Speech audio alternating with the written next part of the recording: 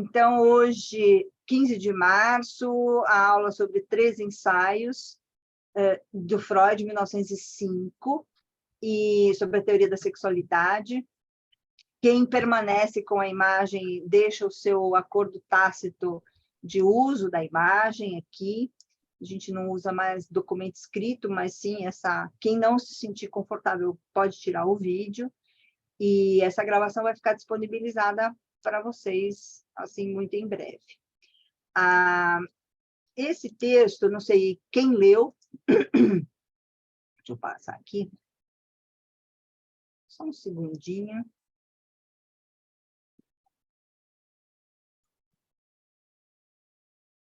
Esse é um texto que a gente lê e relê a vida inteira. Tem muita coisa, e eu vou ser muito objetiva, porque o Geraldino tem muito mais a dizer do que não está escrito, que eu acho que é o mais interessante.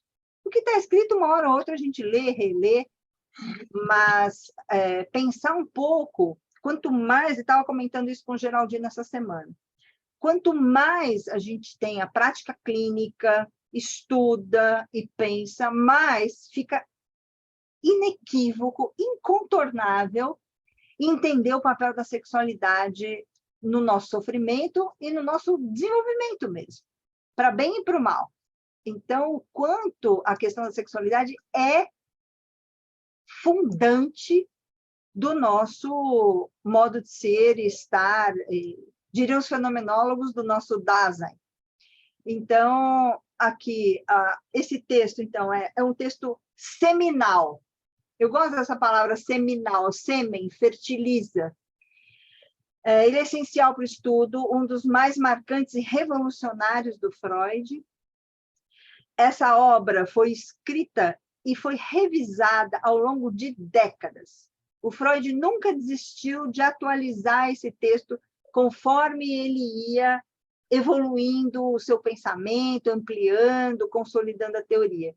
Eu sempre lembro a importância de se estudar data em Freud, da gente saber a data, porque tem tudo a ver com isso. Que tipo de concepção de aparelho psíquico ele estava lidando, que tipo de visão ele estava tendo a respeito das próprias estruturas ali psíquicas. Então, as notas de rodapé são, às vezes, imensas. Assim, tem notas de rodapé que ocupam uma página inteira. E, não por acaso, em 1910, 15, 20 e 24. Sabidamente, pensando aqui em 15, depois que ele escreveu sobre o narcisismo, e em 20, quando ele coloca a questão da pulsão de morte. Sexualidade humana, na época, era tabu, não deixou de ser, ainda é um tabu. Você quer azedar uma conversa, é você usar 2 palavras, masturbação feminina.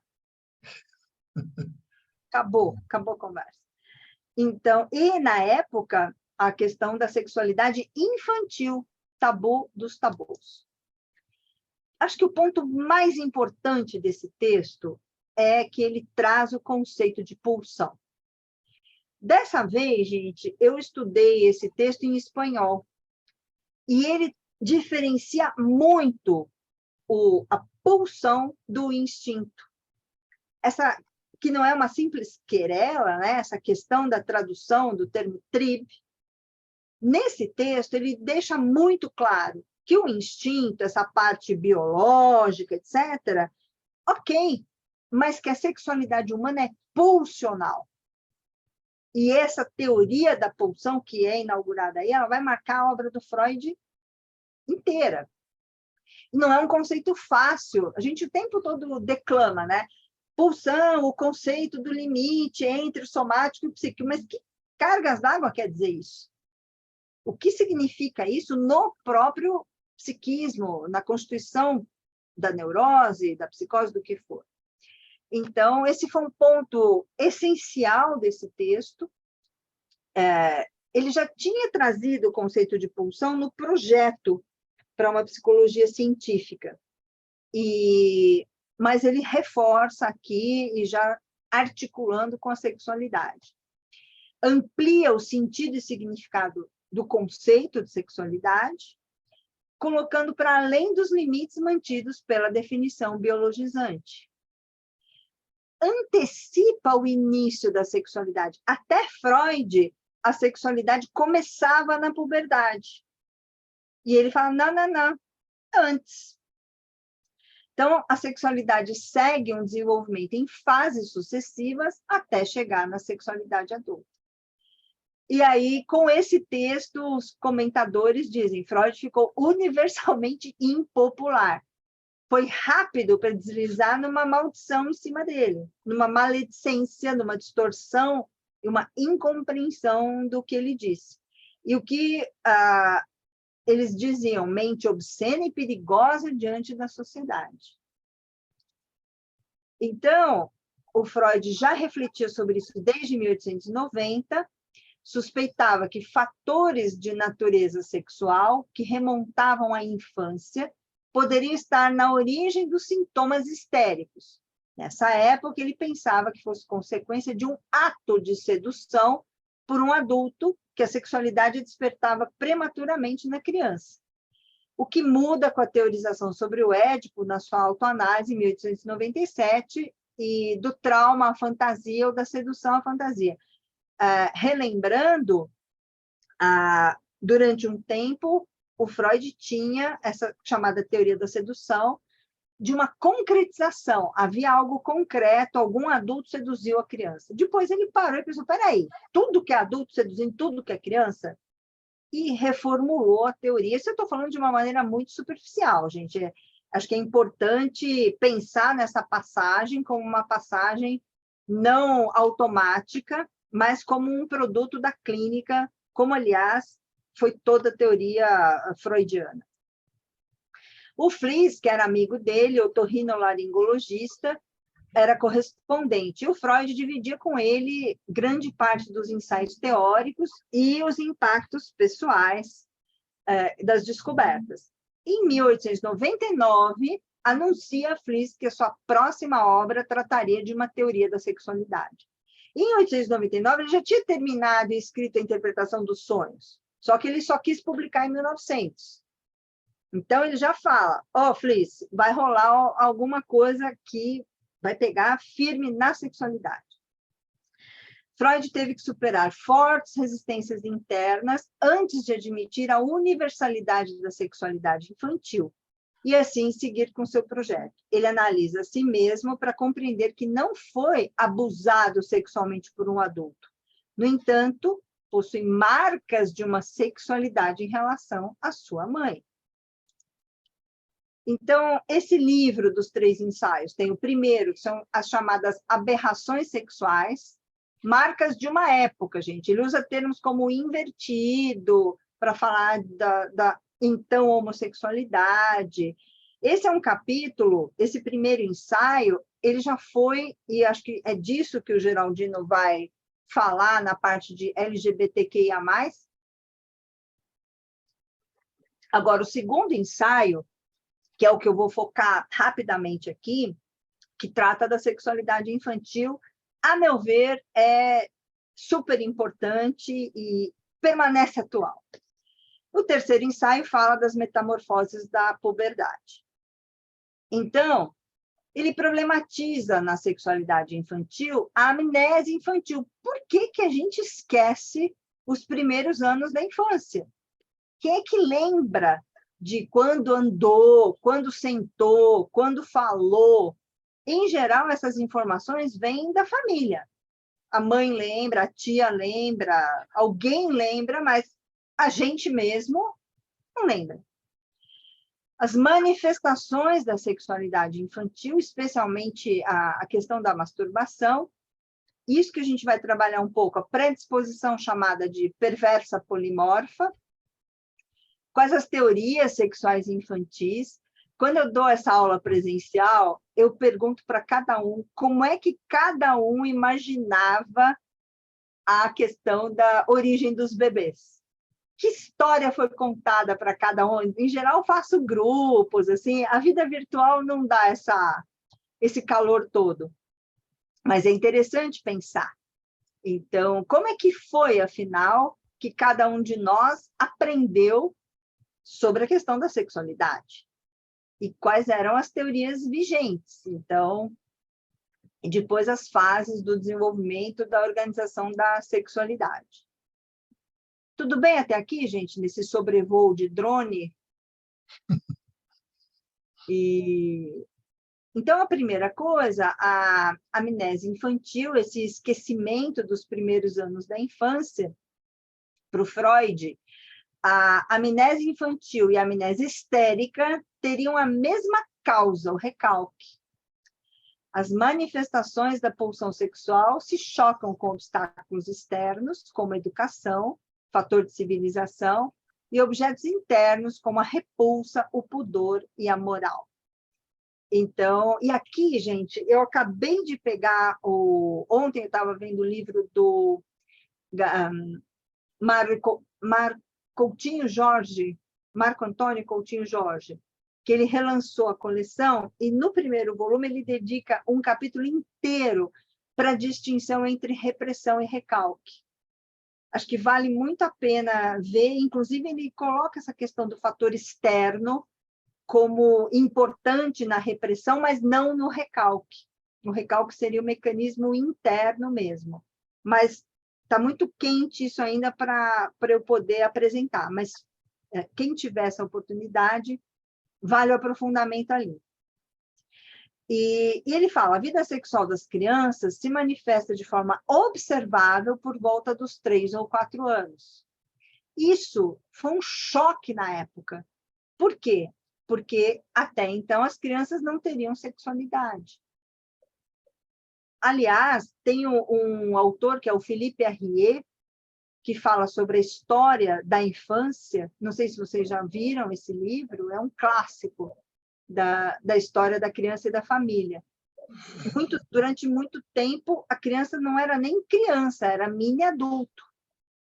Não tinha uma diferenciação psíquica, etc., era tratada como adulto. Então, até nisso, o Freud mexeu, né? Depois, fala dessas manifestações da sexualidade infantil.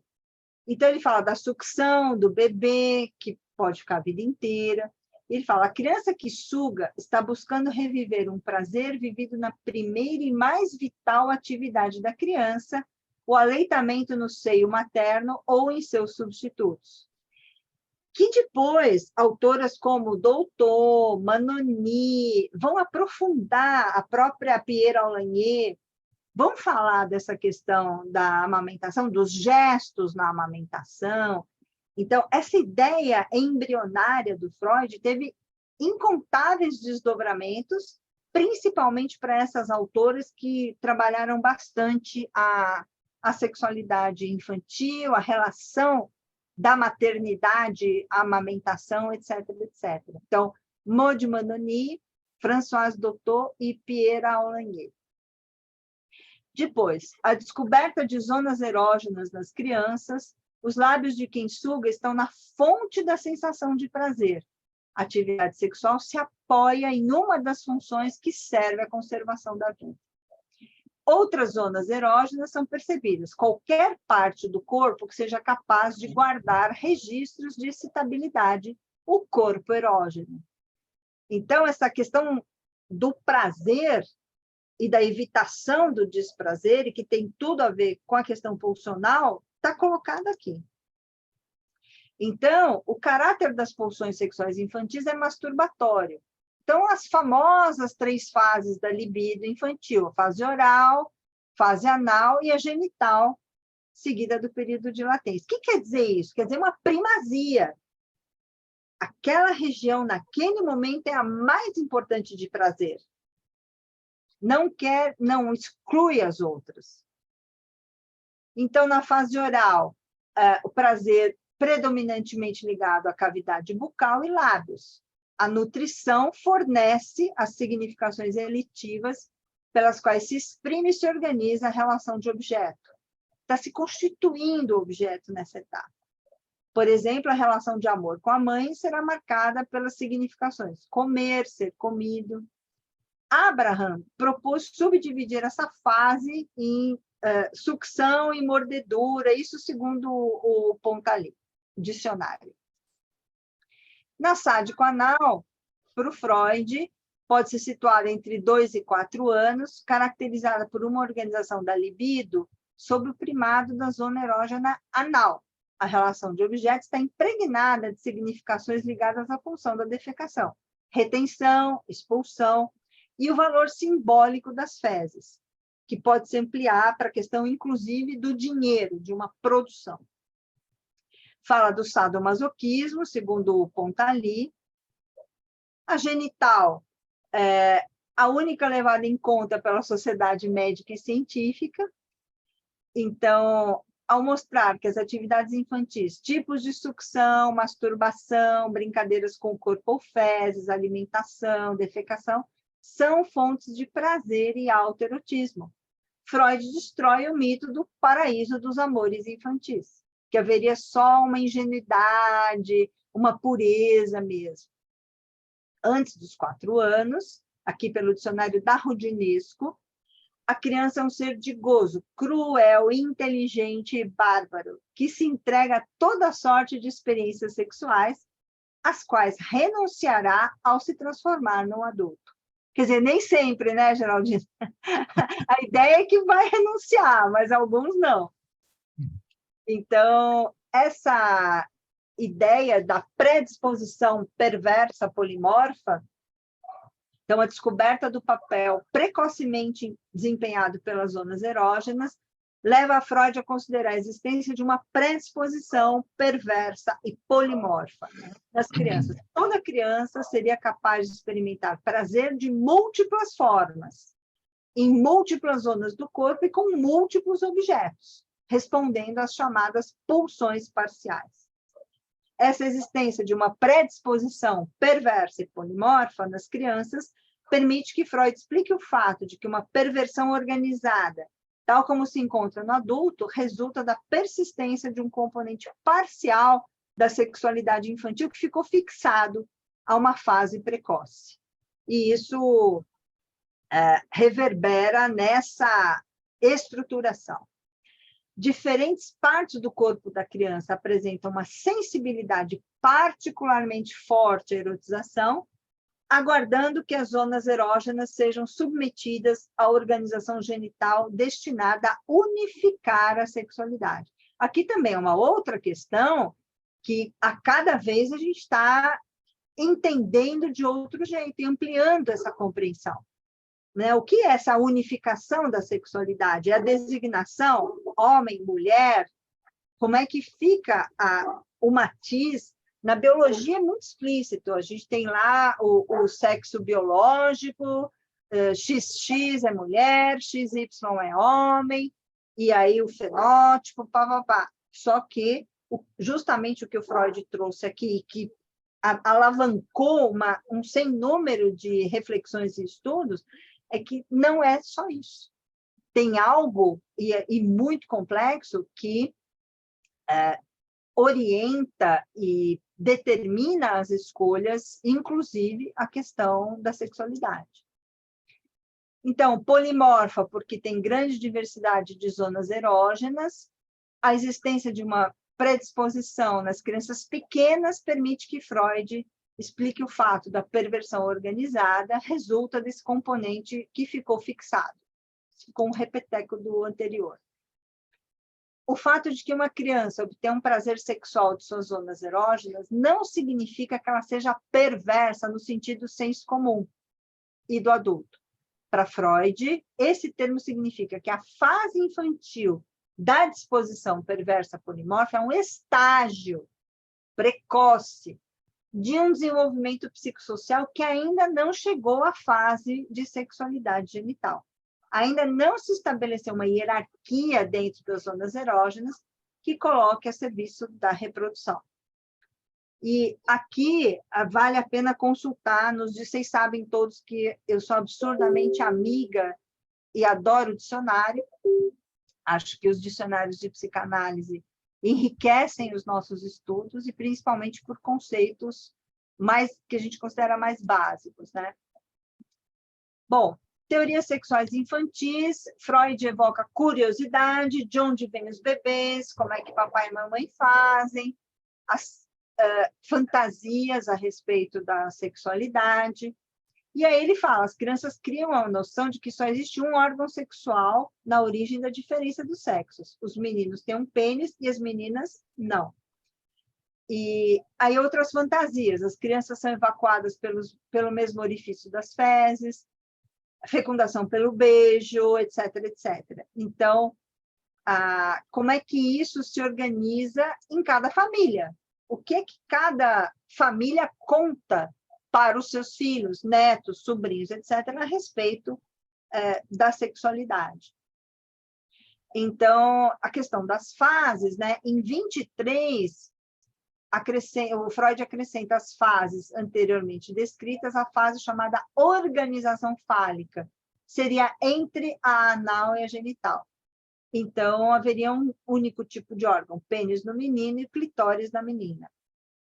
O desenvolvimento da sexualidade seguiria uma progressão a partir das fases pré-genitais, oral, sádico-anal e fálica, até a organização geral da puberdade. E aqui importante, embora descreva o desenvolvimento psicossocial infantil em termos evolucionistas, Freud esclarece que essa progressão não é linear. Os agrupamentos são numerosos e cada fase deixa marcas permanentes atrás de si. Então, não é agora etapa 1, checklist, etapa 2, checklist. Não, é dinâmico. E aqui alguns verbetes, né? Sexualidade, fase libidinal,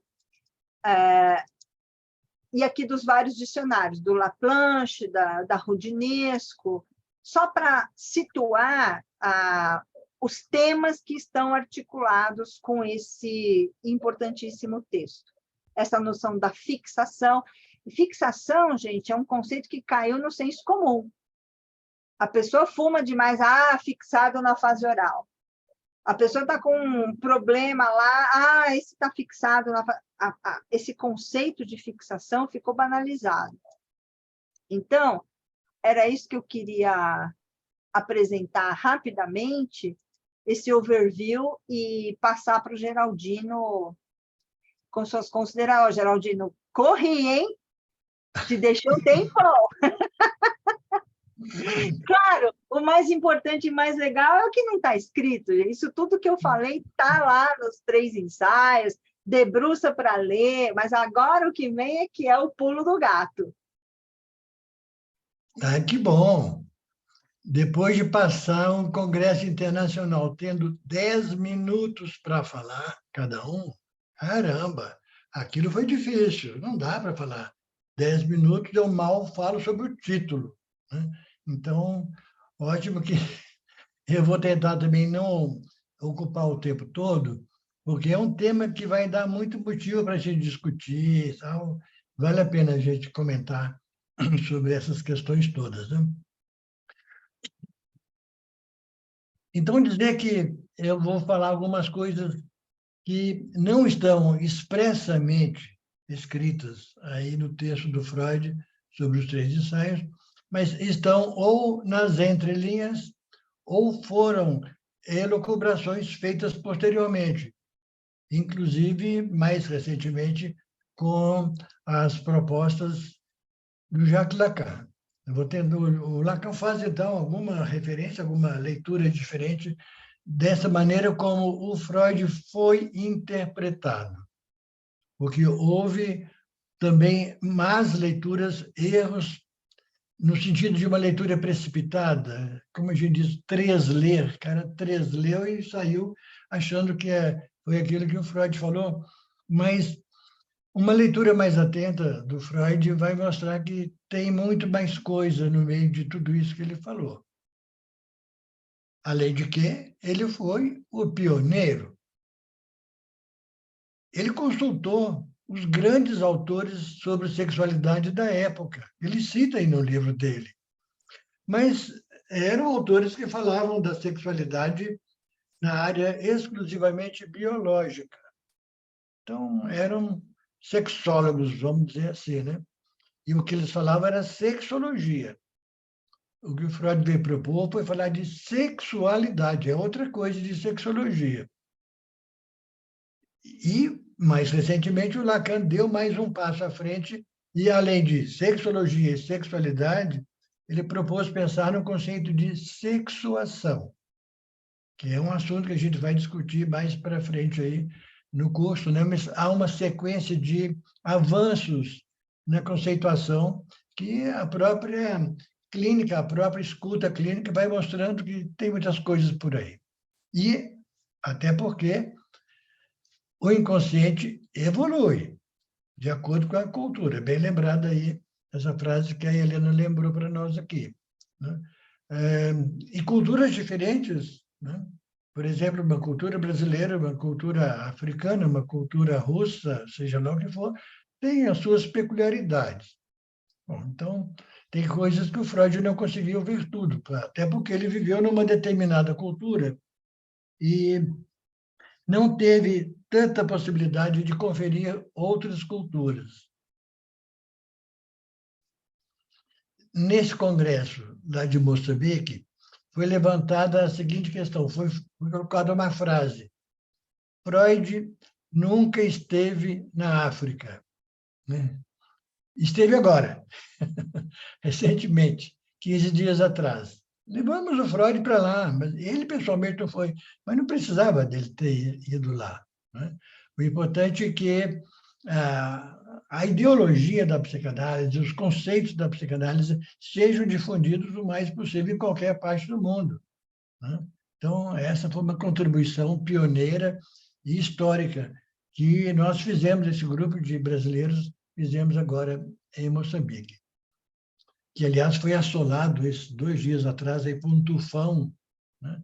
Nós que estivemos lá, enquanto a gente estava lá, já se falava no tal Fred, que escutei algumas vezes falarem do Fred, eu não sabia quem que era. Que Fred é esse que está para chegar aí, né?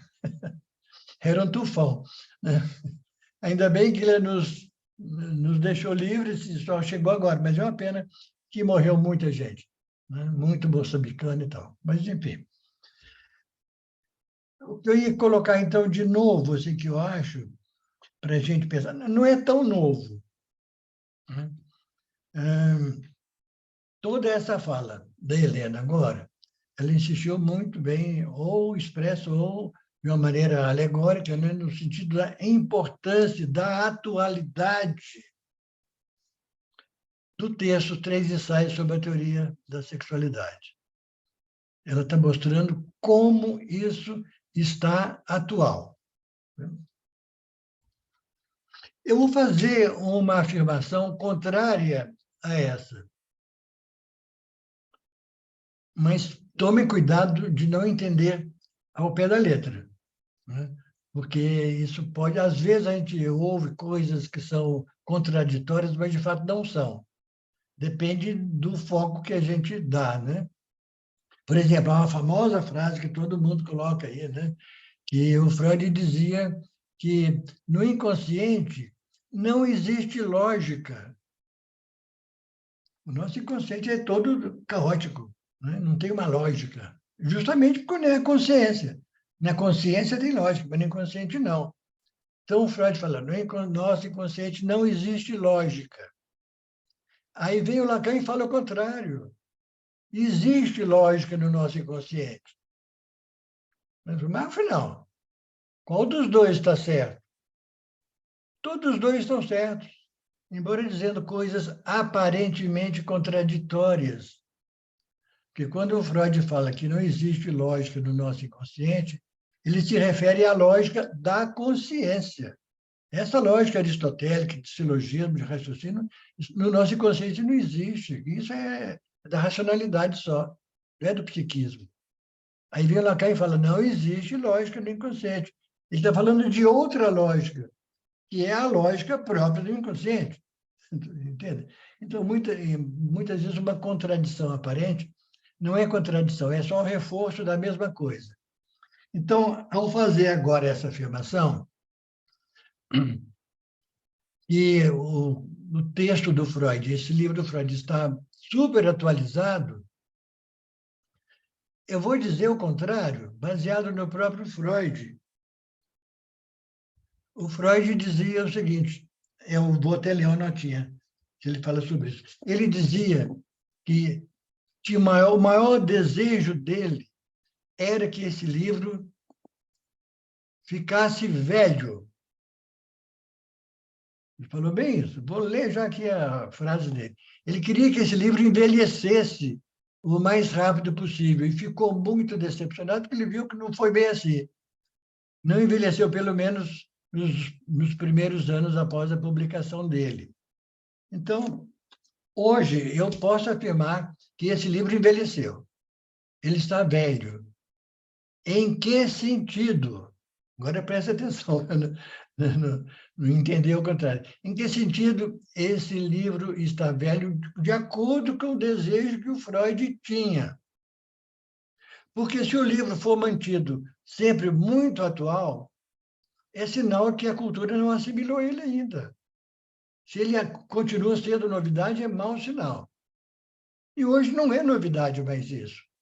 Passados 100 anos da psicanálise, hoje ninguém mais na nossa sociedade, na nossa cultura e no mundo inteiro fica pensando que criança não tem sexualidade. Ninguém pensa isso mais. Então, envelheceu nesse sentido. Ninguém precisa mais ler o texto do Freud para saber essas coisas, quase tudo isso que a Helena estava explicando aí. Isso já faz parte da nossa cultura no mundo inteiro. Foram 100 e poucos anos. É claro, sempre haverá alguém que é meio negacionista, né? E que vai ver de outra maneira, sobretudo uma influência um tanto religiosa, né? Que posterga toda a questão da sexualidade para muito tempo depois. Basta pensar, por exemplo, né, em uma orientação religiosa que fala que as pessoas, todas elas, os adultos, não podem nem fazer sexo antes do casamento. Se o casamento acontece lá para 25, 30 anos, são 25 anos de total abstinência por motivos religiosos, para agradar a Deus. Bom, Deus fez o sexo para quê? Para a gente se divertir mesmo, não seria outra coisa. Né? E fez caprichado, muito caprichado. É para isso mesmo. Então, esse é o sentido de que eu acho que o livro, graças a Deus, envelheceu. Isto é, que a gente não precisa nem mais de ficar lendo ele, porque essas coisas que estão por aí, todo mundo já aceita, já acredita, já... E o que vem acontecendo socialmente, eu vou falar daqui a pouco, é uma prova disso. Então, o livro está velho é um bom sinal, que não precisa mais de olhar o que está escrito lá. Nós já sabemos, as culturas todas já aceitam isso, e a psicanálise domina isso super bem, é o que a gente escuta na clínica todo dia, com todos os pacientes, e já tem mais de um século. Existe psicanálise com crianças, psicanálise infantil. E existem até alguns psicanalistas que falam de uma psicanálise intraútero. A coisa já vem lá, já tem alguma conotação. Bom, a gente não tem muito como provar isso, mas até isso já se levanta, né? Que o feto já pode ter algumas manifestações. Mas, enfim, como eles não falam, melhor deixar isso aí meio de lado, né? Mas vamos ficar com as crianças que começam a falar. Logo que elas começam a falar, 1 ano e meio, mais ou menos, aí não tem dúvida nenhuma que toda a questão da sexualidade, do erótico, né? Do eros, do amor, está ali. Embora não necessariamente com manifestações que a gente poderia dizer genitais. A parte genital é um pouco posterior mesmo, mas genital é biológico. Mas o que nós estamos falando aqui é de uma sexualidade psíquica. E está dentro do nosso psiquismo, está no nosso inconsciente. Então, isso existe desde a infância. E foi esse o grande salto que o Freud deu e que fez com que ele fosse injuriado, né, na época, no mundo inteiro, como um cara, como é que eu vou dizer, um cara que só pensava em sexo, que era pornógrafo, né? A pansexualidade por aí vai, mas não é nada disso. O Freud simplesmente teve a possibilidade, através de sua própria suposta autoanálise, né? E do esforço dele de estudar, de ler, de escutar as pessoas, de organizar aquilo que se passa no inconsciente das pessoas. Bom, ele teve essa possibilidade genial de mostrar que tudo isso é viável, isso tudo é verificável, tudo isso é escutável, tudo isso é executável. Enfim, psicanálise infantil. Além disso, além das grandes psicanalistas mulheres, Melanie Klein, mesmo a Anna Freud, em parte, né, foram pessoas que trabalharam com psicanálise de crianças. E o Freud diz que, embora ele não tenha atendido no seu consultório nenhuma criança, não houve nenhum caso de atender criança, com uma pequena exceção que não foi bem atendimento, que é o caso que ele publica do pequeno Hans, o Joãozinho, um menino de 5 anos, que recebeu grande ajuda da psicanálise, mas não foi diretamente com ele. Ele não foi no consultório. Aliás, foi uma única vez no consultório do Freud. Freud o chamou uma única vez. E o menino ficou encantado com Freud. 5 anos. O Freud contou para ele a história do Édipo. E a resposta dele foi assim: nossa, esse professor deve ter pazes com Deus, ele deve ter andar lá com Deus, porque nem pode, como é que ele sabe essas coisas todas? Enfim. Né? Mas o que o Freud falava é que, de fato, ele só atendia crianças no consultório dele. Bom, crianças de 30 anos, 40 anos, 60 anos, né? Porque eram análises onde o material era o infantil. O que aparecia nas análises dos adultos, e até hoje aparece, é algo infantil. Não no mau sentido de infantil, no sentido que aconteceu na época da infância. É uma coisa que vem de lá. Então, fica por aí essa questão. No momento, causou uma revolta muito grande, mas, aliás, a psicanálise como teoria, chegou a ser excomungada por mais de um papa. Se não me engano, teve uns 3 papas que condenaram a psicanálise como sendo alguma coisa que ia prejudicar a infância, a adolescência, né? Enfim, ia desviar do caminho verdadeiro, que era o caminho da inocência. As crianças seriam inocentes, tal. E só mais tarde, depois da idade da razão, é que a questão da sexualidade podia aparecer. Nada. Freud, porque a questão que o Freud coloca é essa diferença entre genitalidade e sexualidade, são coisas diferentes. Que na criança não existe genitalidade, tudo bem, porque isso é uma questão que tem a ver com o biológico. O organismo só pode estar preparado para o sexo genital depois de certa idade, mas para o conceito de sexualidade em geral, que é mais ou menos sinônimo daquilo que Platão chamava de, como é que eu vou dizer, está me faltando a palavra, a questão do amor, enfim, Eros, questão de Eros. Eros está sempre lá. Seja qual seja a forma de amor em que se apresente, a Helena mostrou bem aí, né? A maneira como as crianças vão se erotizando desde muito cedo. Não é sexualidade, propriamente dito. Melhor, é sexualidade, não é genitalidade. Muito bem. Então, fiquei de ler aqui uma palavrinha do Freud a respeito do envelhecimento do livro dele. Isso está aí no próprio texto das 3 ensaios sobre a teoria da sexualidade. Num prefácio, o Freud fez vários prefácios. Cada vez que ele publicava, saía uma nova edição, tinha um prefácio novo.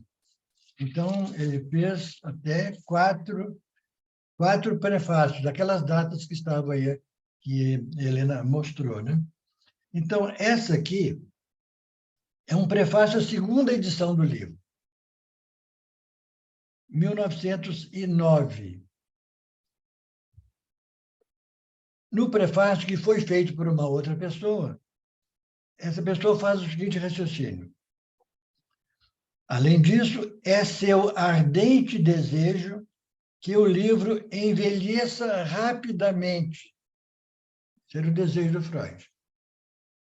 Que o livro ficasse desnecessário, a partir do momento que já estava na cabeça de todo mundo. Então, tudo bem, já fazia parte da cultura, já fez a sua missão, já cumpriu o seu papel. Muito bem. Então, eu vou começar aqui com algumas questões que exatamente estão, mais ou menos, ou não estão no livro.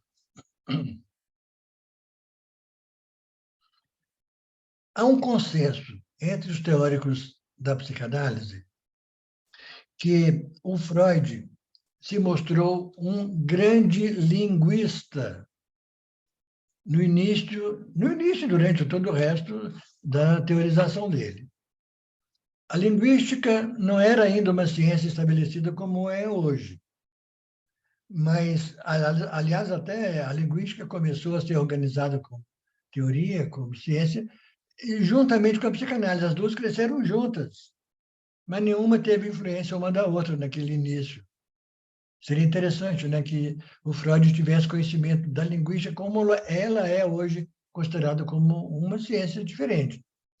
Mas ele teve a ousadia, ou a sorte, ou a inteligência, ou a previsão, a intuição do que foi depois codificado como linguística. O Freud fala de linguística durante muito tempo, em vários livros.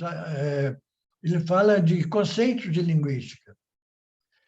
Por exemplo, na interpretação dos sonhos, no texto sobre os xistes e sua relação com o inconsciente, no texto sobre a psicopatologia da vida cotidiana. Esse trio de livros, aonde o Freud estava começando e já entrou com tudo, embora nos primeiros anos aí do século XX, né? Então, o que aconteceu? Aquilo que o Freud, por exemplo, falava como sendo conteúdo manifesto, conceito que ele inventou, conteúdo latente, explora isso na interpretação dos sonhos, todo mundo entende muito bem o que é, mas isso, na linguística moderna, tem outro nome, que é metáfora e metonímia.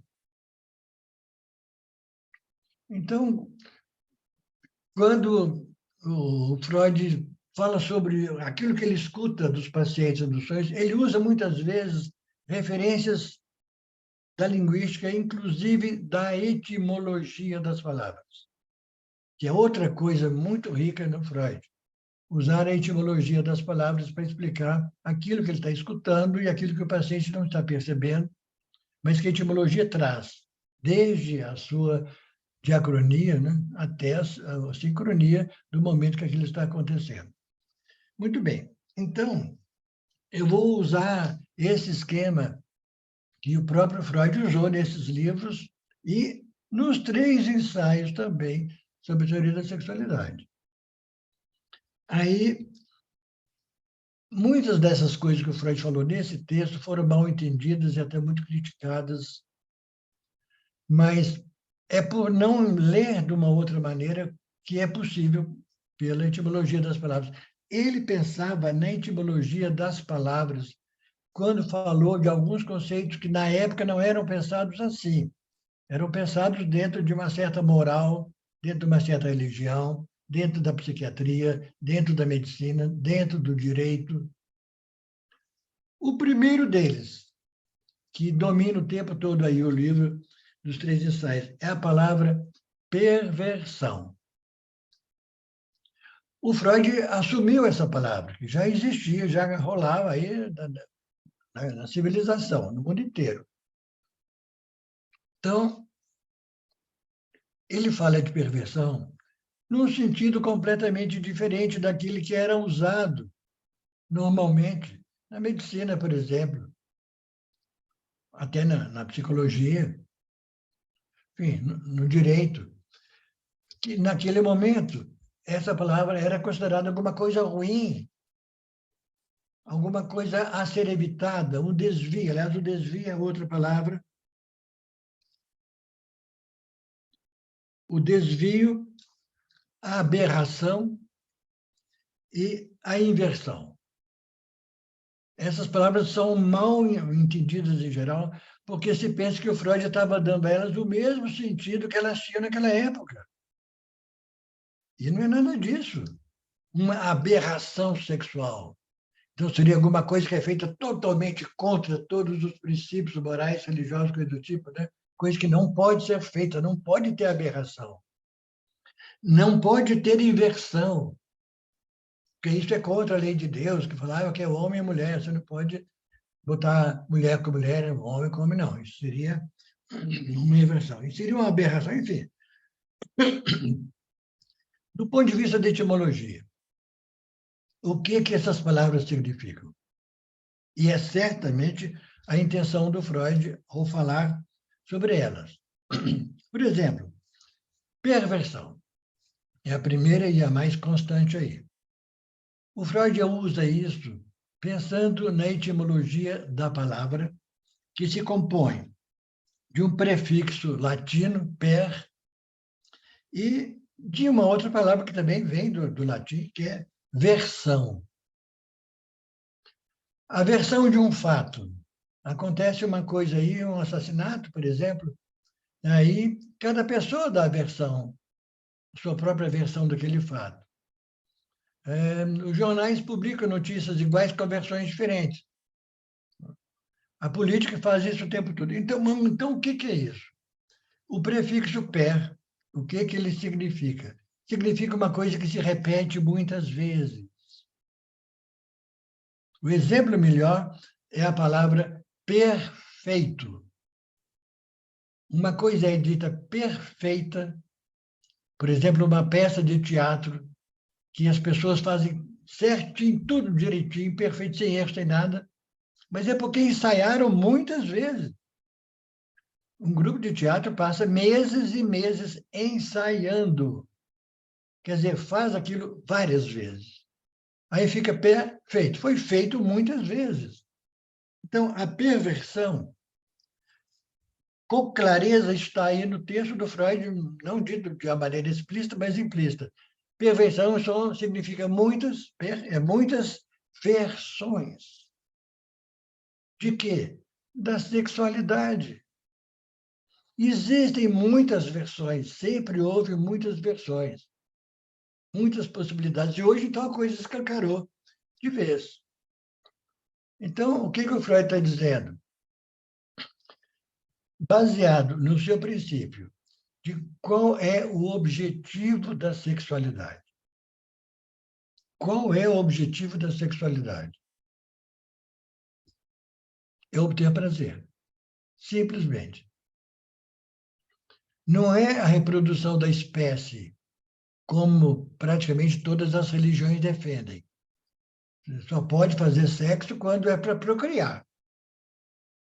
Então, por exemplo, fora dos dias férteis, a mulher não poderia haver sexo, porque o prazer em si é mau, é pecaminoso. Só pensar nisso já é pecado. Só de pensar. Os maus pensamentos chamados, que são exatamente os melhores, aqueles que, quando a gente pensa pela etimologia, muda totalmente o significado da coisa. Então, dizer perversões, o Freud está se referindo à sexualidade infantil, que é polimorfa. É outra maneira de dizer que são muitas versões. Esse prefixo poli, agora é do grego, significa também muitas.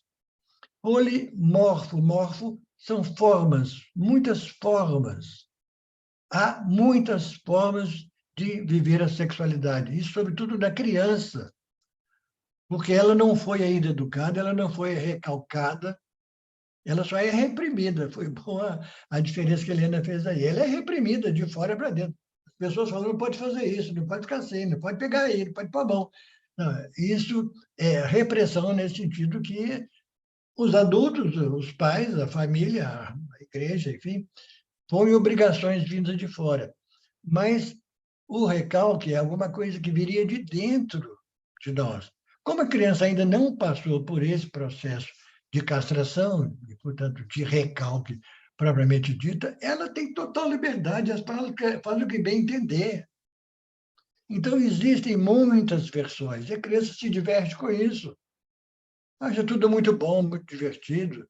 Vai brincar de médico, vai brincar de papai e mamãe, essas coisas todas. Né? Então, o que o Freud coloca é o seguinte, já que o objetivo da sexualidade é obter prazer, então, como regra geral, já fica aí claro o seguinte, que toda atividade que produzir prazer, ela é normal, ela é aceitável. Ninguém tem que reclamar disso. Na infância, como eu digo, é um momento que ainda não começou toda a pressão social, religiosa, educacional, etc. A criança se esbalda, faz tudo que está bom, que ela gosta. E diz o Freud, tudo certo, tudo saudável. Aliás, só uma observação. Quem já leu esse livro, Os Três Ensaios sobre a Teoria da Sexualidade, ou quem vier a ler, se você não ler ainda, a hora que forem ler, preste atenção no seguinte. Nas entrelinhas, fica claro para o Freud que a melhor das três posições, estruturas clínicas, a melhor das três, qual que é? É a perversão. É a perversão. Essa onde existe total liberdade para você ter prazer de qualquer maneira. É claro que a sociedade depois vai impor certos limites. Tudo bem, certos limites. Tipo, isso não pode fazer na rua, não pode fazer na praça pública, você não pode andar pelado na rua. São coisas, mas isso não impede que a gente tenha liberdade de fazer todas essas coisas nos seus devidos lugares, nos seus devidos momentos.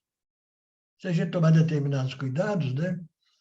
Que posteriormente o Freud explicou também quando falou do princípio do prazer e do princípio da realidade.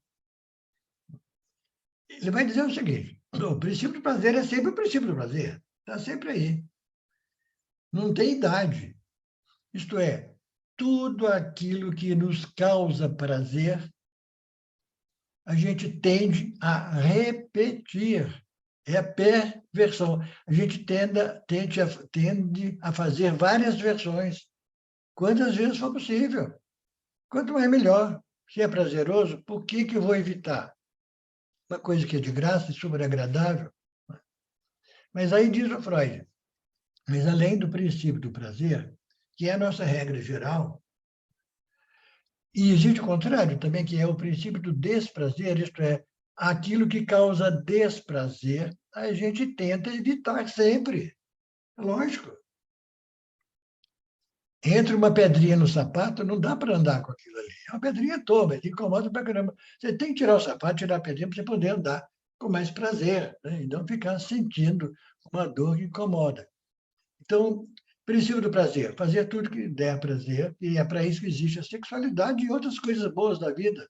Uma comida gostosa, uma bebida gostosa, uma companhia agradável, né? Um espetáculo agradável, tudo isso é prazeroso. Vamos lá. Mas aí o Freud acrescenta, mas tem o chamado princípio da realidade também.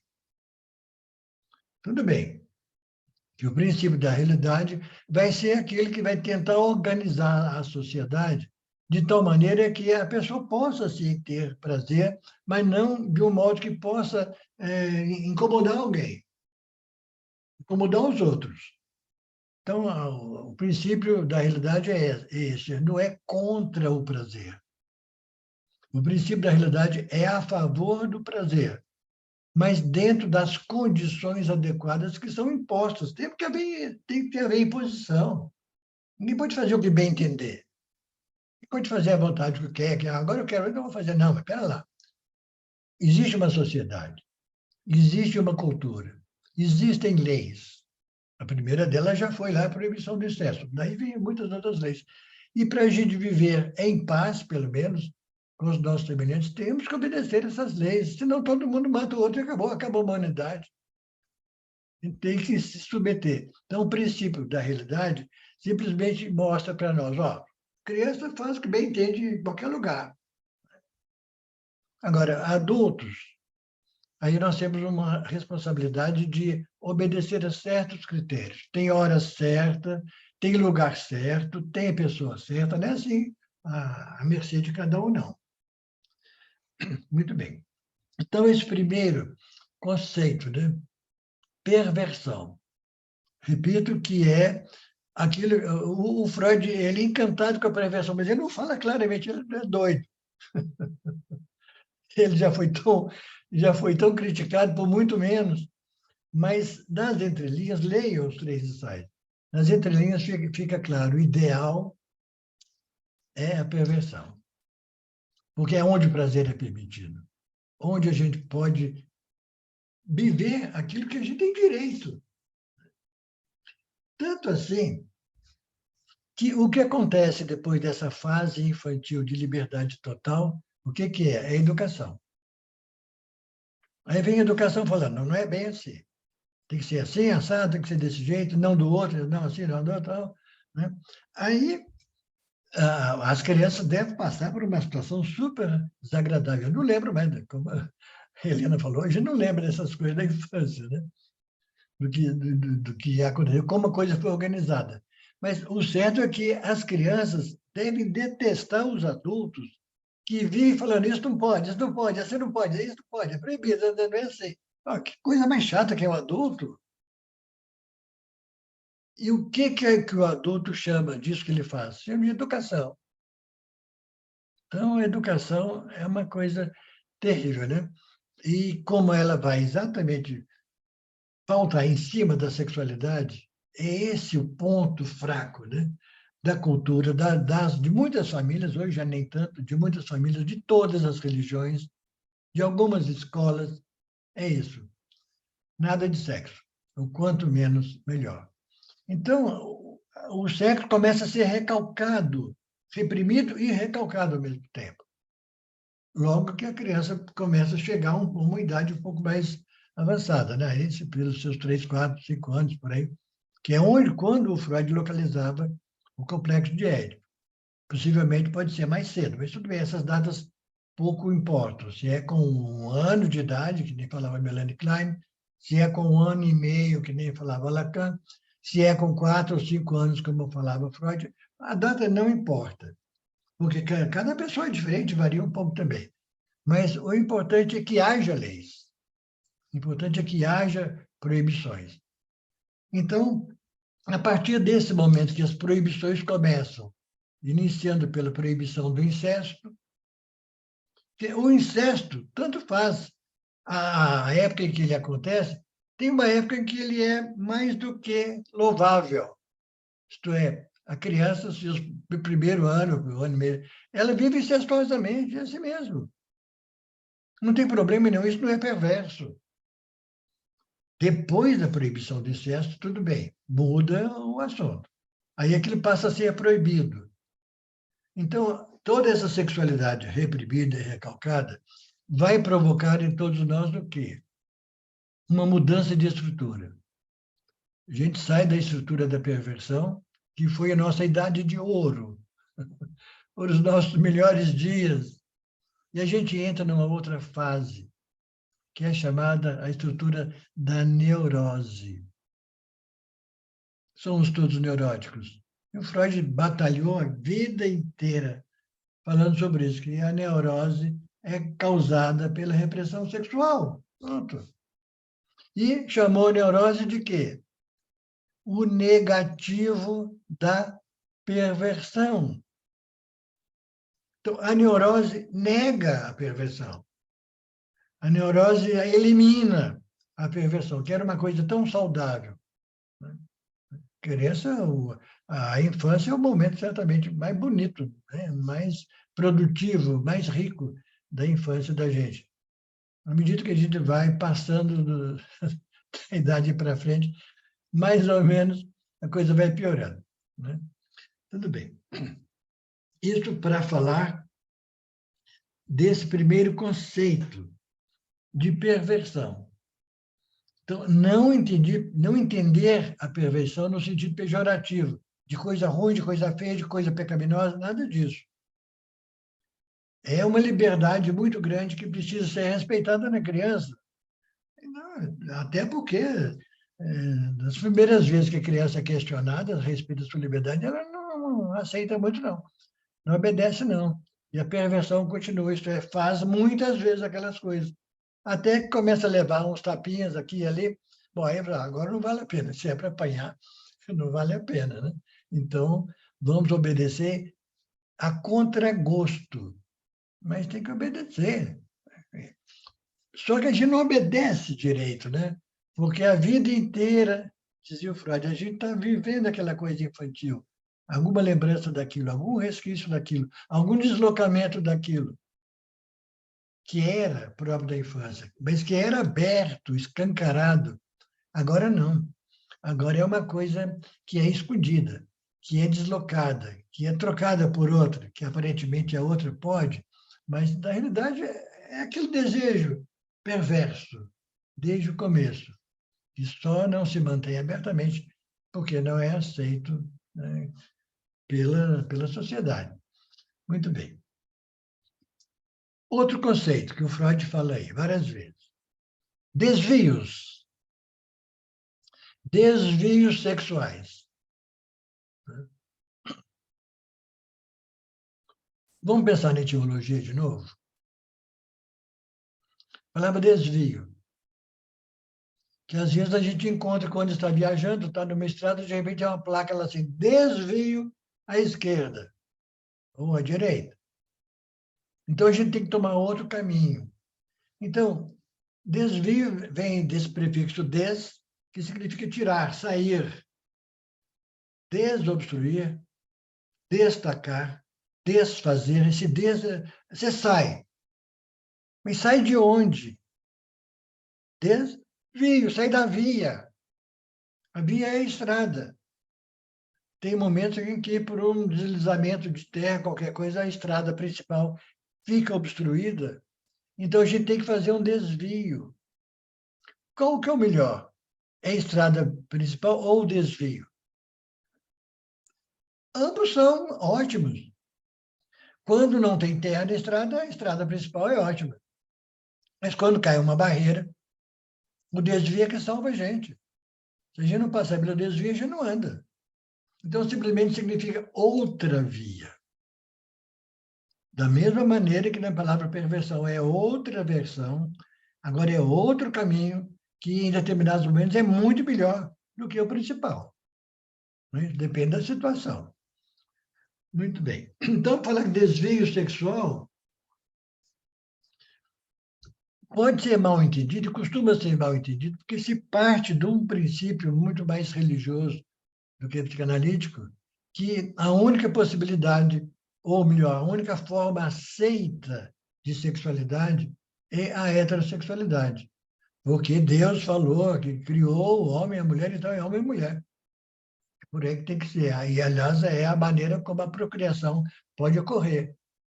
Então, essa seria uma via, que não é a única, é uma via. Sim. Existem relações heterossexuais, é lógico.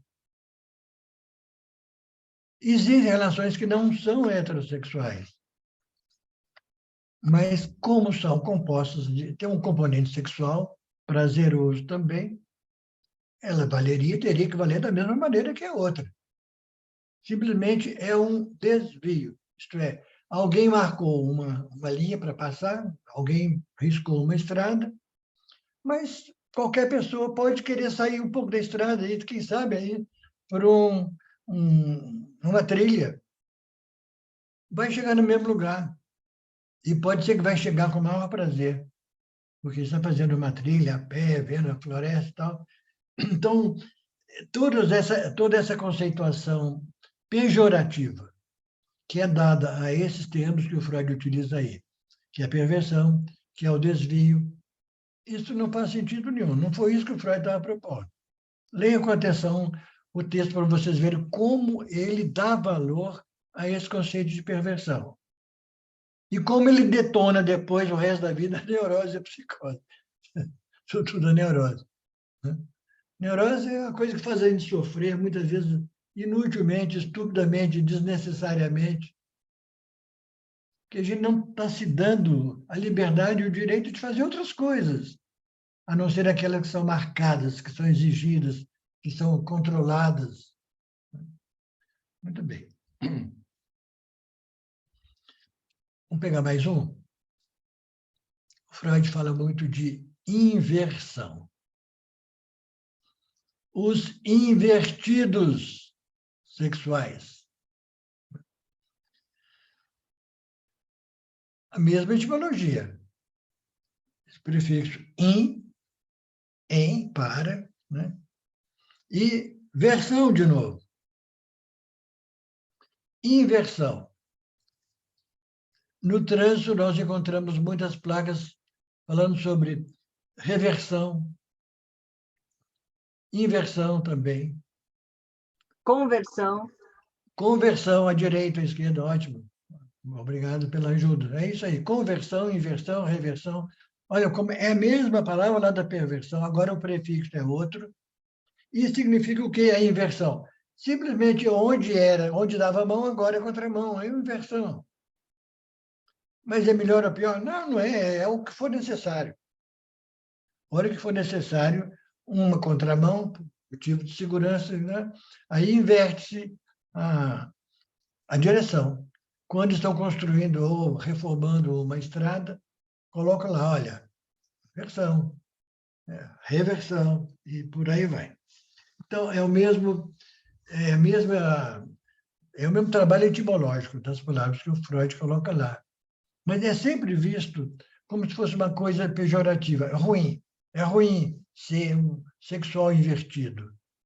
Aí perguntar para eles se isso é ruim. Eles acham é muito bom. Eu já tive um paciente que uma vez quis me converter, né? Ele era homossexual, ele fazia todos os elogios à homossexualidade. Ele falava, você não sabe como é bom ser homossexual. Não sei mesmo. Tudo bem, né? Mas me respeita que onde eu quero ficar, a minha escolha é outra, né? Então, a inversão muda a direção, simplesmente.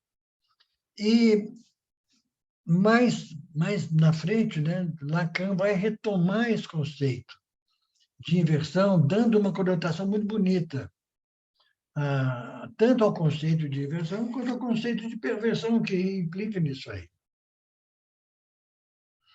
Então, o Lacan vai dizer, aquilo que o Freud chamava de inversão, que é sempre só uma mudança de direção, uma mudança da escolha do objeto.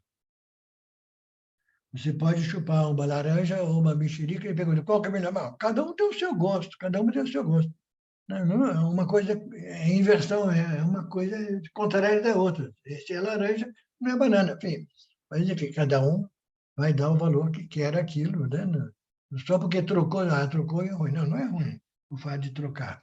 Então, as pessoas guardam, né? Essa lembrança, inclusive, da infância, uma certa nostalgia, né? De que lá tudo podia. Tudo acontecia. Então, não adianta proibição religiosa, não adianta proibição da escola, da família, da lei, da cultura, que essas coisas são proibidas. Eu conheço mais de um país onde a homossexualidade é proibida por lei. Moçambique também é, Geraldino. Então, eu já ia citar exatamente. Eu vi isso em Cuba, vi isso em Moçambique, é proibido por lei. Então, você vai dizer, portanto, lá não existe homossexualidade. Como que não existe? É claro que existe. São questões que são normativas do direito, as leis que são feitas, mas as leis podem ser mudadas, né? Muitas vezes a insistência da sociedade é tal que a lei praticamente perde o efeito. Ela fica uma lei boba que não funciona, mas existem proibições, há um controle do Estado, né? sobre a vida pessoal, sexual e íntima das pessoas. E o Estado não existe para isso, né? Essa não é a sua finalidade. Isso é um direito humano. Todo mundo tem o direito de fazer a sua vida do jeito que achar melhor, de ter o seu prazer e a sua satisfação da melhor maneira que puder, porque isso é bom para a saúde. Isso evita doenças, até uma economia para o Estado. É menos gente que vai ter que ir para o hospital com outras doenças que são psicossomáticas, consequência de tudo isso, né? Então, por isso que o Freud aconselhava que a psicanálise fosse assumida pelo Estado, pelos governos, que eles bancassem o tratamento psicanalítico. Qual era o argumento do Freud? É que isso seria uma grande economia para o governo, porque isso ia evitar muitas doenças que iam ficar caras para o governo, para tratar no hospital, médico, essa coisa toda. Deixa as pessoas mais livres, né? E as pessoas vão ser mais saudáveis. Mas, enfim, são coisas que não dá para mudar assim de uma hora para outra, né? Mas nós temos que ir pensando de acordo com aquilo que o Freud propôs e que a psicanálise vem trazendo. E que agora, por exemplo, começa agora na África, né? O desenvolvimento da psicanálise através desse primeiro grupo. Eu acho que é o primeiro, assim, estruturado mesmo, acho que é o primeiro na África, não sei, Helena, tem alguma notícia de outro lugar, outro país da África? É o primeiro mesmo. É o primeiro, né? Então, olha, um continente de 52 países, nunca ouviu falar de psicanálise até hoje. Teve um casal, Geraldino, que fez um projeto no Senegal, e um casal chamado Ortegas. E eles Bacana. escreveram um livro chamado O Édipo Africano, Já ouvi falar, sim. que é assim, nos anos 60, mas era uma coisa assim, no Senegal, em francês, tinha toda uma questão do idioma e tudo mais. Agora, um trabalho como esse, que está sendo capilarizado, nunca teve.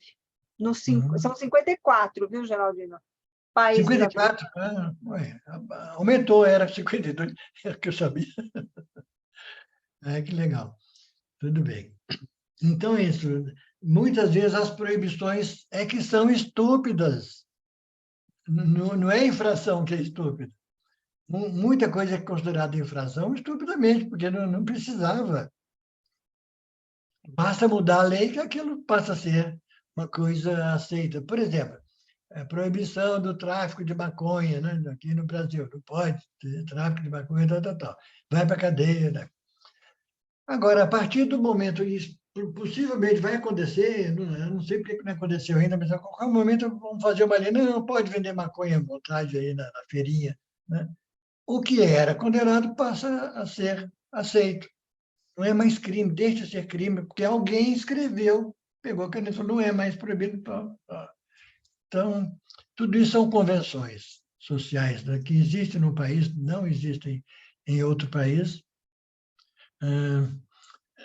Então, acabamos de chegar agora, né, da África, levando a psicanálise. Uma diferença que eu senti desse momento agora e do final do século passado, década de 90, quando também eu participei do primeiro Congresso Internacional de Psicanálise em Cuba.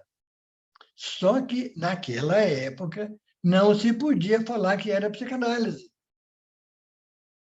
Então, a divulgação foi com o Congresso de Psicologia, mas todo mundo sabia que era Congresso de Psicanálise. Por quê? Porque o governo lá não aceitava a psicanálise. Mas, no caso do Fidel Castro, nem era por um problema ideológico, que ele era contra a psicanálise, não era isso. Ele não permitia por um motivo praticamente econômico e social. Que a filosofia em Cuba, daquela época, era o seguinte: o Estado se compromete a cuidar de todas as necessidades básicas de todos os cidadãos. E fazia isso de uma maneira espetacular. A saúde perfeita, a educação perfeita, ninguém ficava sem saber ler e escrever, e todo mundo bem tratado, os postos de saúde, nesse ponto é para todo mundo, são todos iguais. Bom, comunismo é isso, é todo igual, e o Estado vai poder fazer o que pode, dentro das suas possibilidades, mas com o direito igual para todo mundo. Então, Fidel Castro, ele raciocinava assim, acontece que a psicanálise é um tratamento que não costuma ser lá muito barato. Em comparação com as demais necessidades, é um tratamento caro. E a economia de Cuba não dava conta de oferecer psicanálise para toda a população. Ou oferece para todos, ou não oferece para ninguém. Era esse o argumento. Então, ele barrava, né, o ingresso da psicanálise lá, não porque era contra a psicanálise, mas porque ele não tinha condição de manter o direito de todo mundo a essa mordomia, vamos dizer quase assim. Né? Mas eu estranhei que agora na África não tem o problema. O Congresso foi chamado de psicanálise mesmo. A gente até andou duvidando se realmente aquilo estava sendo bem-vindo lá diante do poder, mas passou. Né? Por isso, nós não fomos incomodados diretamente, não. Pelo contrário, está havendo lá agora um acordo entre a Embaixada Brasileira e a Embaixada de Moçambique para facilitar, inclusive, envio de livros. No caso, interessa livros de psicanálise, né, para nós. Nós poderemos aqui mandar pela mala direta, né, livros de psicanálise, coisa que não era possível antes, e não tinha como mandar pelo correio. Bom, são as questões burocráticas que estão aí funcionando. Né? Muito bem. Tem mais uma palavra que o Freud usa com bastante frequência aí, foram todas elas destacadas aí pela Helena. Essa quarta palavra chama-se aberração. Aberrações sexuais. Isso o Freud está usando a linguagem da época, que isso era conhecido por todo mundo, mas ele estava dando um toque um pouco diferente. Aliás, sempre que a psicanálise importa um conceito de alguma outra disciplina, de alguma outra ciência, ela muda o conceito. Nunca significa a mesma coisa. Isso já vem desde Freud, é claro, porque ele começou com isso. Então, quando o Freud fala, por exemplo, de energia psíquica, não é energia física, ou química, ou motor, ou seja lá o que for. É energia, mas é psíquica. Diferencia de todas as outras formas de energia que eram conhecidas até então. E agora, esse conceito de aberração, por exemplo. O que normalmente a gente entende por aberração? É uma coisa estúpida, é uma coisa totalmente fora do esquadro, é algo que não faz sentido, não devia existir, é uma aberração, né? É uma coisa horrível. Mas aqui não. Se isso é tomado do ponto de vista da etimologia, volto aí a insistir, porque o Lacan também usou. Aliás, eu estava raciocinando sobre a coisa do Lacan e acabei fugindo, mas volto já já para completar. A aberração, da sua etimologia, vem desse prefixo ab, que significa tirar, abstrair um dente, abstinência, abstenção, não comparecer, não estar. Aberração.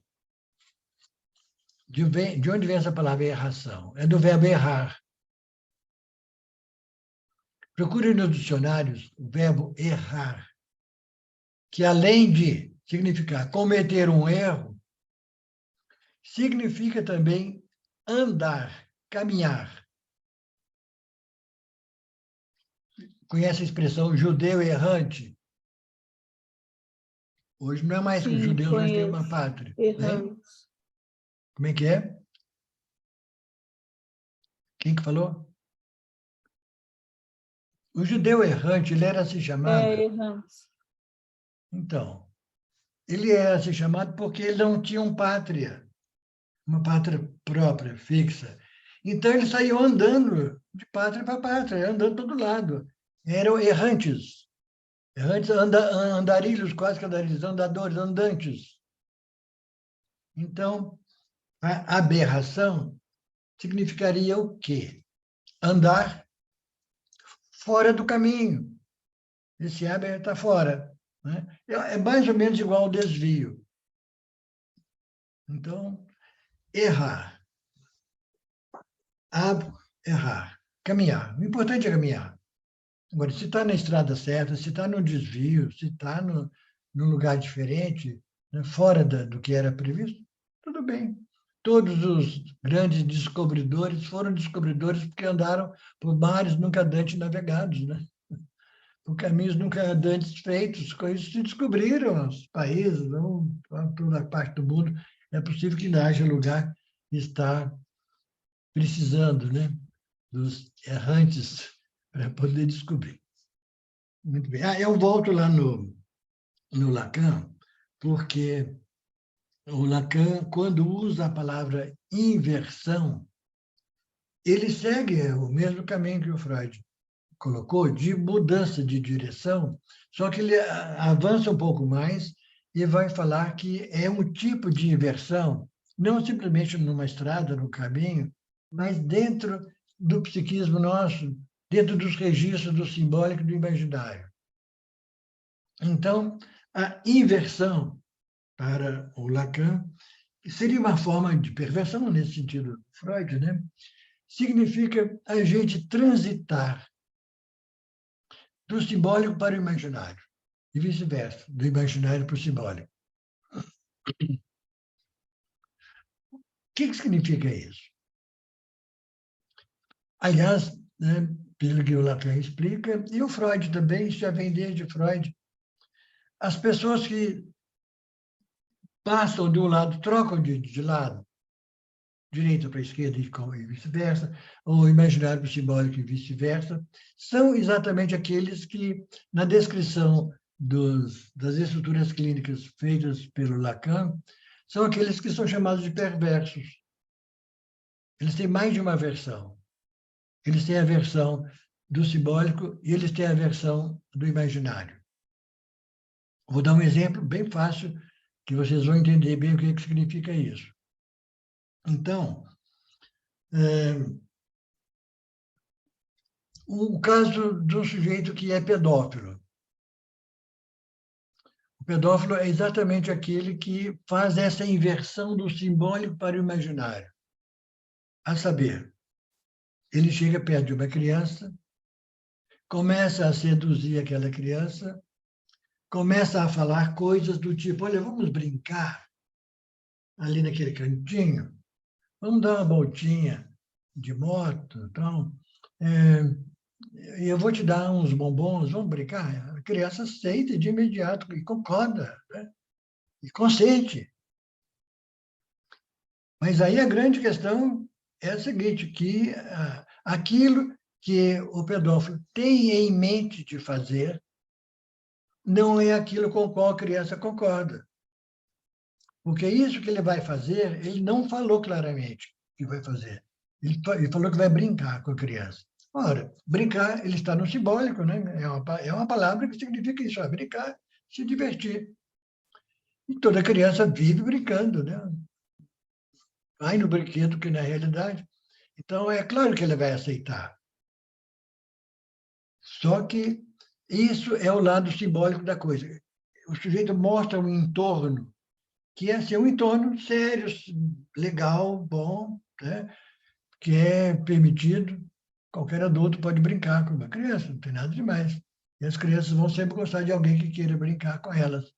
Só que o adulto está falando uma coisa, no concreto, simbolicamente, mas a intenção dele é outra. E a intenção está no imaginário. A intenção ele nem fala, por isso que não é simbólica. Ela está só na intenção dele, só na má vontade dele, só na maldade dele. Então, depois de algum tempo, a criança vai perceber que ela está sendo enganada, nem sempre tem uma visão muito clara do que está acontecendo, que costuma ser uma situação um pouco comum na vida de uma criança, muito pouco comum. Ela está acostumada com muitos adultos, com os pais, com os parentes, enfim, mas muitas vezes é até entre esses parentes mais próximos mesmo que pode haver aí um ataque, né, de pedofilia. Então, isso é uma inversão, diz o Lacan, usando a mesma palavra que o Freud.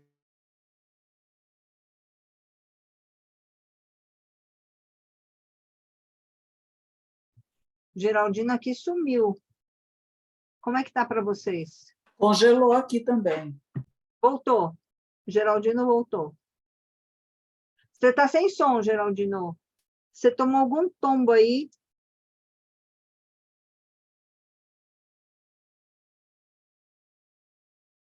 Precisa pôr som. Deixa eu ver se eu Está consigo. mudo, Geraldino. Tira o mudo. Tira o mudo ali no cantinho. Você está falando, mas não está saindo som. Vai ali embaixo no mudo. Já vi. Aí, pronto. Aí, pronto. Então, Você vê essa que o frase assunto era pesado, que até caiu, né? é, Não é fácil esse assunto, não é fácil. deve ter alguém vigiando essa história aí, né? Estou falando demais, né? Enfim. Que seja.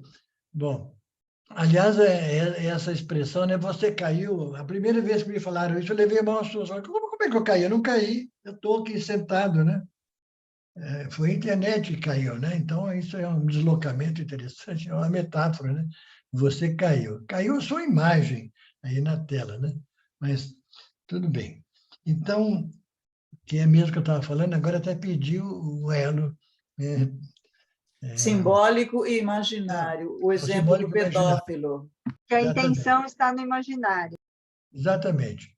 Então, entre o simbólico e o imaginário, entre a fala e o significado que se atribui à fala, existe um sistema interessante que é o seguinte: o simbólico é aquilo que é concretamente falado. Isso é o simbólico. Então, o pedófilo fala com a criança: eu vou te dar um bombom, vamos ali naquele cantinho e tal. Isso é simbólica. Palavras, são símbolos que ela utilizou para falar isso, né?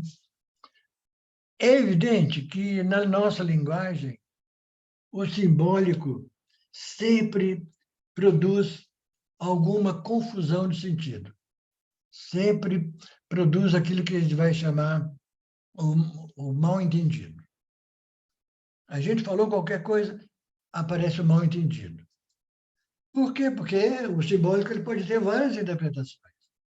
Então, é muito difícil que alguém fale alguma coisa e ela seja escutada exatamente como o sujeito falou.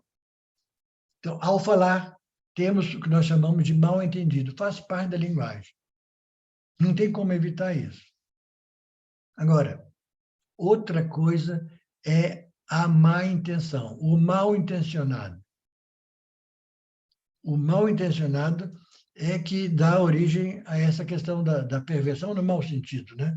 Que dá origem ao sair do simbólico e entrar no imaginário. Quando eu falo que eu vou dar uma balinha, estou no simbólico. Mas, quando eu vou propor uma outra coisa, que não é isso que é o que o pedófilo quer, a criança vai ver que aquele convite agora tem outro significado. Não foi o mesmo. Ele prometeu uma coisa e fez outra. Então, isso é inversão. Você sai do simbólico que falou uma coisa e vai para o imaginário, que é um significado que você atribuiu e que a criança, no caso, não sabe, não sabia, não entendia, aceitou, mas sem nenhuma conexão do ponto de vista do simbólico, foi só no imaginário. Bom, isso, então, é a maneira como Lacan vai trabalhar esse conceito, né? De inversão, que eu acho maravilhoso. Eu acho maravilhoso. Toda pessoa que fala uma coisa, mas está pensando em outra, então está fazendo essa inversão. Como muitas coisas que um governo, um candidato promete que vai fazer quando eleito, né? E depois não faz. Então, Professor, Oi, eu queria fala. fazer um exemplo, uma colocação aqui para ver Sim. se o meu raciocínio está certo no sentido da perversão, né? Com essas várias versões. Tinha uma pessoa, há um tempo atrás, que era hierarquicamente superior a mim. Sim. E quando havia um diálogo entre nós dois, algo ficava posto da orientação que ele me passava. É o oposto. E depois ficava combinado uma coisa entre nós dois. E quando estávamos em reunião na frente de mais pessoas, se algo saía errado, ele dizia: você entendeu mal o que eu falei. Ele dava uma outra versão do Uhum. que tinha sido falado comigo. E isso era uma constante, ou seja, era uma ação constante dessa pessoa que exercia um papel de gestão de uma hierarquia mais alta. Então, isso, para mim, assume um caráter de ato de perversão. É Perfeito. correto pensar assim? É correto, exatamente. É uma outra versão. Ele tem uma versão quando fala com você pessoalmente, e quando está em público, ele tem outra versão contrária. A Não é isso? clássica desmentida, né? Ah, mas isso já é do Freud, exatamente. Isso não foi o Lacan que inventou, é do Freud. Ele falava que o mecanismo da perversão era o desmentido, que é exatamente isso. Você fala uma coisa, mas fala outra depois. Contrário, né? E em situações diferentes, tudo bem, mas a pessoa tem uma relação com você, porque ele falava com você. Depois falava de você em público, né? Uma coisa contrária. Então, é bem isso. São essas versões. Na perversão, você fala disso. São muitas versões possíveis. Não só na perversão, porque veja coisa interessante, né? O Lacan, quando fala de perversão, já que estamos trabalhando aqui com a etimologia das palavras, ele cita uma outra etimologia para a palavra perversão. Uma etimologia que ele inventou, isto é, descobriu na psicanálise. Porque a palavra que o Freud usou, do ponto de vista da linguística, é uma combinação de um advérbio, como é que chama? Per, que significa muitas vezes, e versão, que é um substantivo. Tudo bem. Então, muitas vezes, per, muitas versões.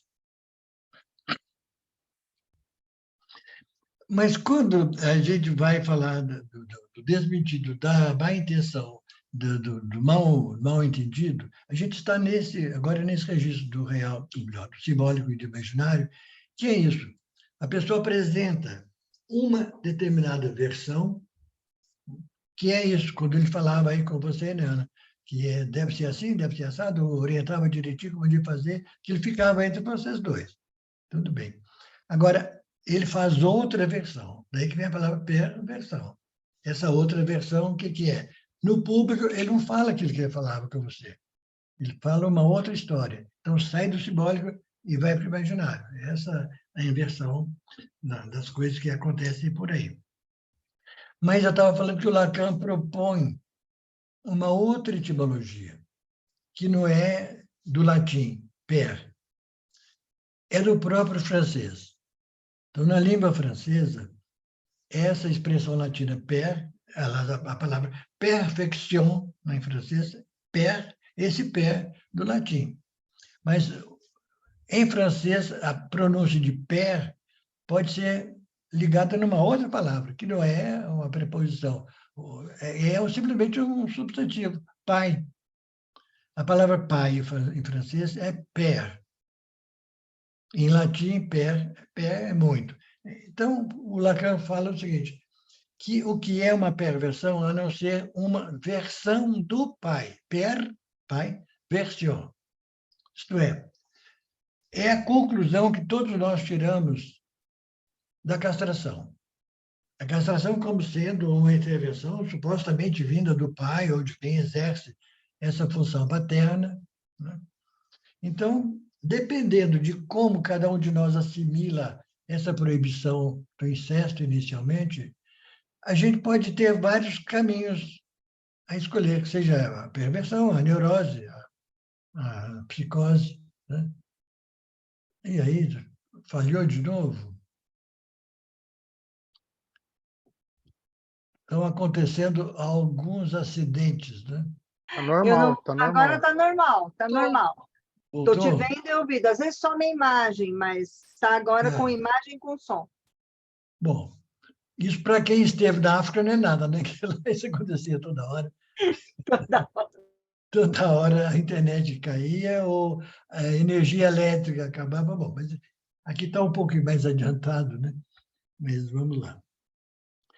Bom, então, a perversão, duas palavras, pai, versão do pai, significa qual é a conclusão que nós tiramos quando passamos pela castração. Qual é a escolha que nós fazemos das várias estruturas disponíveis. Então, é a maneira como nós entendemos que o pai quis falar para nós. Então, o pai não é o pai físico, biológico, né? A função paterna, a ordem, a lei, quis impor para nós, cada um interpreta de um jeito. Tanto assim, tem pessoas que fazem determinadas ações que são verdadeiras infrações a qualquer ponto da lei, mas a pessoa diz que não é culpada, não fez nada de errado. Embora a lei fale claramente isso, não pode. Até porque existem situações concretas em que aquilo que a lei fala que não pode de jeito nenhum, mas pode de algum jeito. Por exemplo, matar. Por lei, ninguém pode matar o semelhante. Mas, se for em situação de legítima defesa, agora já pode matar. Então, é possível interpretar, e muitas pessoas podem aproveitar desse argumento. Não, eu matei porque eu fui legítima defesa. Aí já se não foi verdade isso, é uma perversão, é uma mentira, né? Mas pode ser usado para convencer o juiz de que a pessoa não tem culpa. Então, é próprio, né, da nossa natureza, desde a infância, a nossa tendência a quê? Desobedecer a lei, transgredir a lei. E tem momentos que a transgressão é tão legal, é tão agradável, né? É uma transgressão que a lei limita. Se a gente puder fugir de tudo que nos limita, né? Então a gente vai ter um contato melhor com a realidade. Então, tendência a mentir. As pessoas que estão presas, por exemplo, se pergunta qualquer preso aí na cadeia, falam, não, eu não cometi crime nenhum. Aquilo não foi crime. Então, sequência... Tá bom. Bom, eu acho que está na hora da gente fazer um pequeno intervalo. Concordam? Acho que sim. Fazer um ca- ciclo da água completo. Até às café- 9, pode ser? 9h05? Pode ser, 9 horas, tá bom? 10 minutinhos da espreguiçar. Dá, Isso. Tá. Deixar os ok. neurônios baixar um pouquinho, né? Beleza?